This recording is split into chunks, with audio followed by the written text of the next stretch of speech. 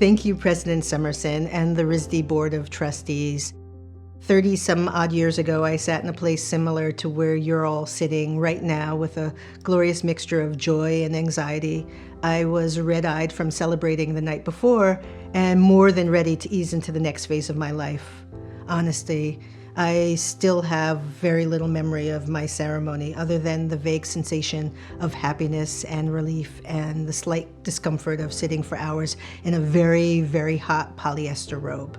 But what I do remember is the day after graduation. Loading my bags and my books and my hand-typed term papers into a junky Carmen Ghia driven by my partner Tony, and driving into the future, windows down, radio blasting, and feeling light and optimistic. We drove from Rhode Island to New York City, experiencing a new sensation, which was freedom.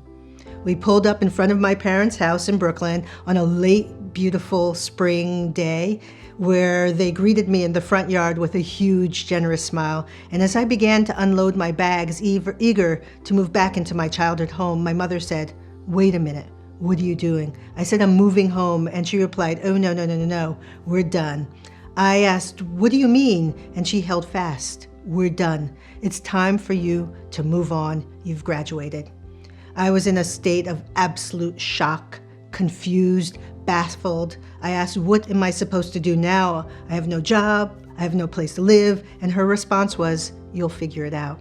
And with that, my parents went back inside the house, locked the door, and left me and my partner standing on the curbside in Brooklyn. And with that, they thrust me into the world to make my way on my own, and I won't lie, I was petrified. I had a college diploma and probably no more than about $50 to my name. But I immediately went about looking for a rental apartment and a job. I changed $10 into quarters to feed the payphone, and I began my hunt call by call. Hours later, I found what must have been the absolute smallest apartment on record, located on West 59th in Manhattan. And I found a minimum wage job in a chocolate truffle shop a few blocks away. And for several days, I resented the hell out of my parents. I felt angry at them for thrusting me into the world without a safety net. But in retrospect, it was one of the greatest gifts that they ever gave me. It was a loving gesture.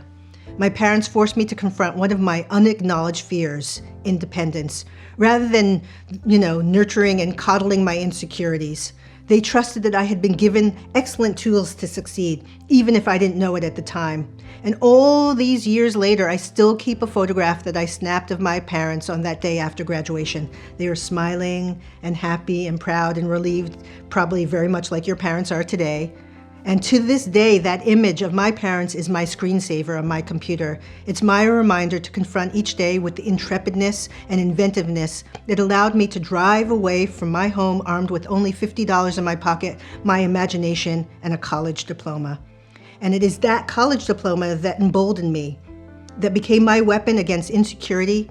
That diploma gave me the foundation on which I have built my life as a theater artist. And that is all to say that I understand the strange sensation of this scary and glorious moment. But remember, you have accumulated the tools, 4 years of exploration of your craft, your voice, your vision, and now it's within your grasp to enter the world with a ferocious curiosity and a sense of purposefulness.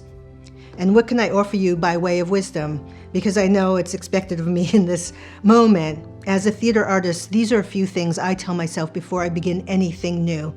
It has become my creative roadmap, how I craft a narrative. Remember to tell the truth. Replace judgment with curiosity.